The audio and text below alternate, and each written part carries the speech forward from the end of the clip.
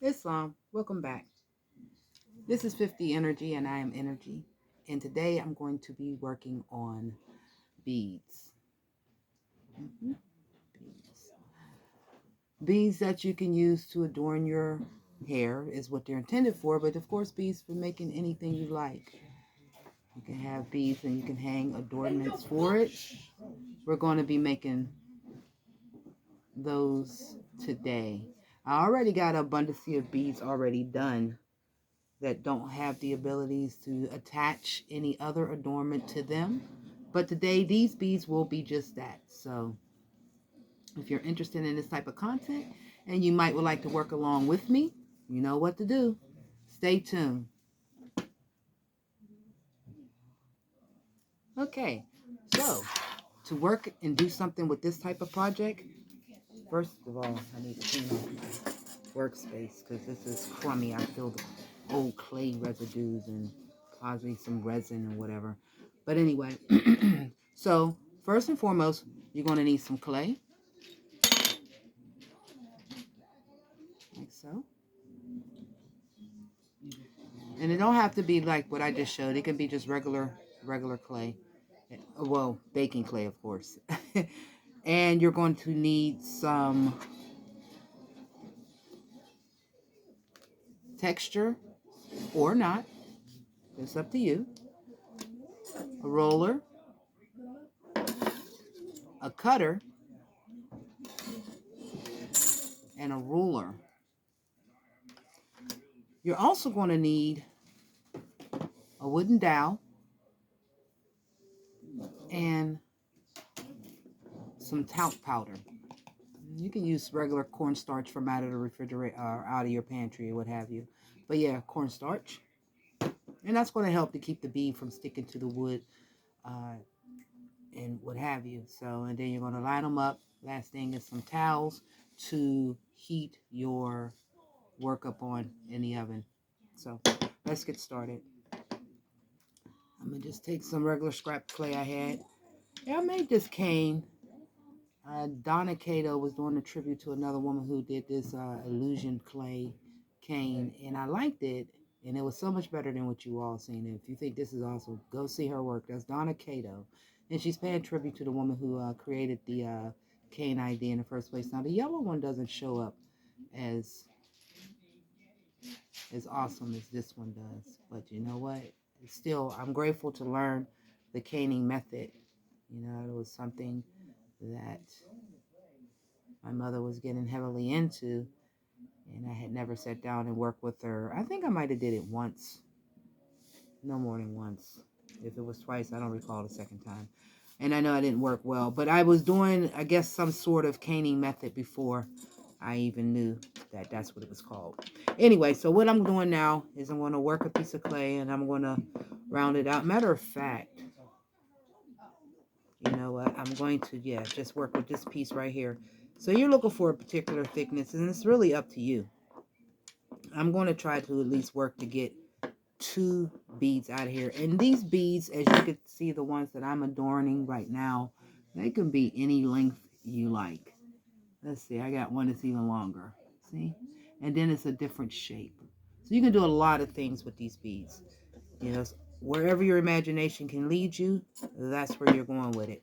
And I'm going to be real with you. As I'm working with this clay more and more, I find that I don't wish to talk about brands, but certain clays work so much better than others. I'm going to say it like that. Now, I know I said you need a ruler, and I have to keep in mind that I'm doing a video to help others to work with me, and I don't have that type of ruler.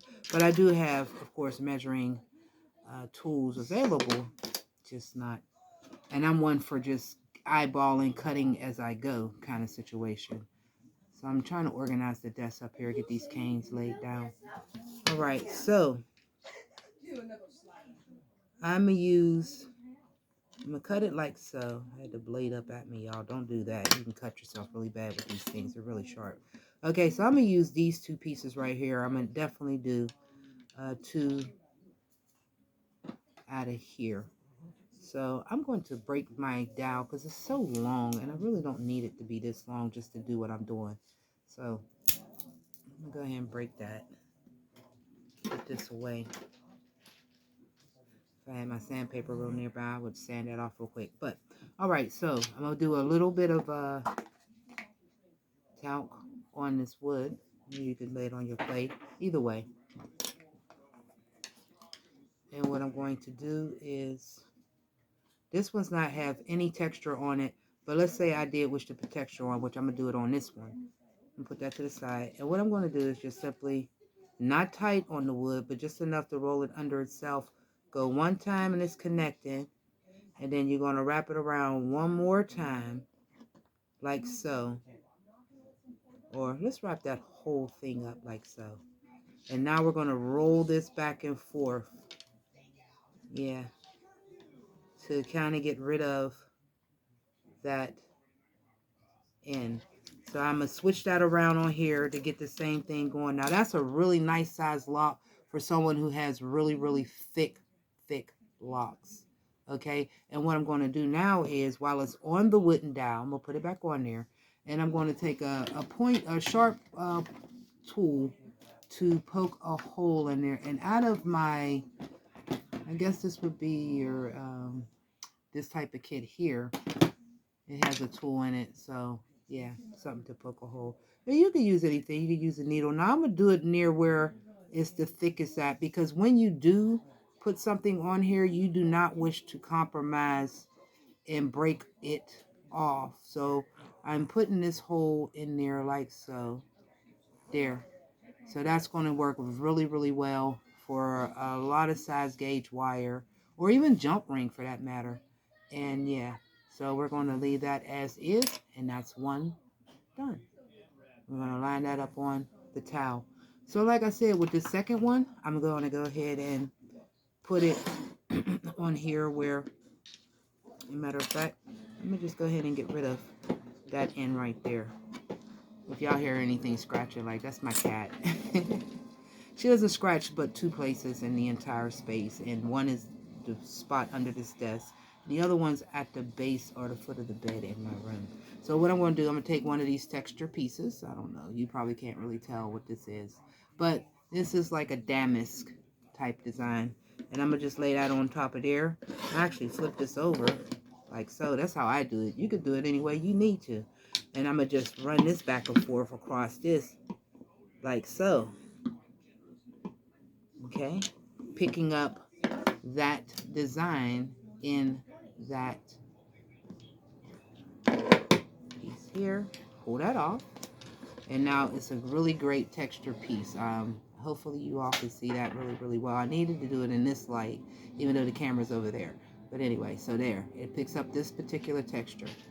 So I'm gonna take that same cutter and use that to gently remove it from this base, and look at what I did. I cut it too thin and I lost the whole thing. So I'm gonna have to do that all over again. Yeah, that part. So yeah. So once again, roll out some clay.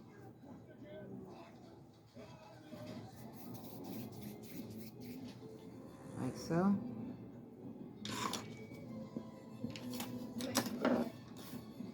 Roll this out. And the depth or thickness, you know, is really up to you. And how long you would like to be, again, it's up to you. Whatever it is that you envision for yourself, or for the piece that you are creating. So for me, I'm going to be using it going this way. The bead's going to be like that. So I'm going to just be cutting these ends off. And like I said, watch where the blade is on your cutter, because you can hurt yourself. And I'm going to cut it from here, and that should be long enough. So let's see what that might be like, since I say that's long enough. And square this up. I know. I'm supposed to be using the rulers and the things that's giving me that. So that's not quite even squared. Let's see, if I put it on there, it shows me how far off I am. Not by so much. I take this and bink. Now we got that square. All right, so now, again, I'm going to go ahead and put that texture back on there. Same thing, the damask style. Roll that, turn that over like so for me. And I'm going to use my roller to press over this. Run that all the way in there like so. And again, flip it off to the side. Now this time, I'm going to be a lot more gentle. I'm going to use my fingers first to get it up off the ends. So that way, I can press downward when getting this off. And this time, I had left very little play. So now, I got this piece. And again, going back to my wooden dowel. And I'm going to take a little bit of talc just to keep it from sticking to this wooden dowel. Just a little bit. Don't need a whole lot and everything. And it doesn't compromise the bake, just so you know. All right, so again, I'm going to roll this up. And we're going to run this all the way around, like so. And then we're going to take and we're going to roll over that seam area, like that. Because we like to make it as seamless as possible. Taking that same piece, roll it back and forth on there so you can pick up texture back on there. And then that way you got that all the way around. That's how I generally do it. You know, to keep it from being looking like it's compromised. Again, roll it softly. If you're trying to get the dimension to widen up, I've learned that that's what you can do while it's on the dowel. Do it like so. So again, I'm going to take a pointy tool. You know, it could be a small needle or whatever you have, to go ahead and place you a small hole in your bead so you can be able to connect the, and like I said, do it in the area where the seam is. I'm gonna make my hole a little bit bigger. All right, so I'm gonna place that there. So that's how that's done. Okay, I just grabbed just some regular old clay and I'm going to mix it up. Actually, these are just my clay scraps that was on the table here. So what I'm going to do is put these into a blend of sort. And we're making a clay piece out of that. Yeah. So we're going to do a few rolls with this and see what we come up with. And these is different ways that one can exert their creative self. You know, their uniqueness, these beads. You know, and you can switch them up or you can leave them in. I have a sister that leaves hers in. And I just tightened up my son's locks and he chose to grab a few to put up in his coif to adorn. And yeah, so it's really up to you. However, and that's a really cute little design. But when is it not a cute design? You feel me? You got to be really on something to be like, that's ugly. You know, so I'm going to just squish these together like I'm doing right here. And I'm going to make this a whole sheet, basically. Yeah. I'm going to make that a sheet. Like so. So this will be the side that you see. Versus this would be the side inside the bead. They go against your hair. So I made that decision already. And if I could stretch it out wide enough, I might be able to get 2 beads out of it. Depending on how wide I would like it and how long I need it to be. So I couldn't even tell you the thickness and the diameter of this clay at this time. However, it's not really thin, I'll say that much. So now, got that. And again, this time, I am going to put it on here. Because I'm looking for it to be uniform in a way, if you will. So I'm going to take and chop that part off. And I'm going to go ahead, following the straight lines on here. Chop that side off. Get rid of these. But I feel there's no such thing as waste clay. I know that there's a compound that one can use to actually turn their clay back to black. So there, as I got this, again, I'm going to go ahead and roll up. That's right, I said that was the outside and this is the inside. See the difference on how that looked? That's going to be the inside of the bead. Oops. And this is going to be the outside. Okay, so there.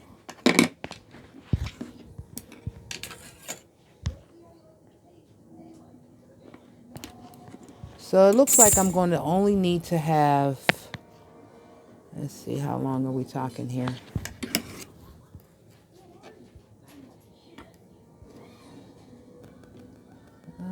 We're looking at basically an inch. So an inch will get you a bead. So I'm going to cut out a couple of more off this same slab of clay. So that way I have 3 done. All right, so again, you go ahead, make sure you got your right side. And we're going to roll this on top of the dowel like so. Now, if you have larger dowels, that's even better. So that way you don't have to do this whole, because sometimes when you roll it like this, it can get a little wonky. I'm not going to front. But yeah, so we got that. Again, look, see where your seam is. So near that area, you're going to go ahead and put your hole where you need it to be able to support the adornment that's going to attach to this bead. So I'm just laying these up over here on the towel, because once I get it full up, then I will get at least 3 towels filled up before I put it into my oven and let them do what they need to do. So if you enjoy what I've done and you would like to see the next step, which is going to be attaching the adornments to it, or should the one before that be making the adornments, then attaching them? Or should that be the same thing? Because this has already ran a little longer than I intended. But if you like what was going on, send me a like. I'd appreciate that. And if you got anything that you'd like to tell me, if you like more content like this, or got some idea for content, and you would like for me to participate in that with you all, me doing and you watching, or maybe even working together, let it be known down in the comments. Also, subscribe if you enjoyed the content. And turn on your notification buttons. And that way you'll know when there's something being uploaded to 50 Energy. So until the next time, peace and love, y'all. Wholeness.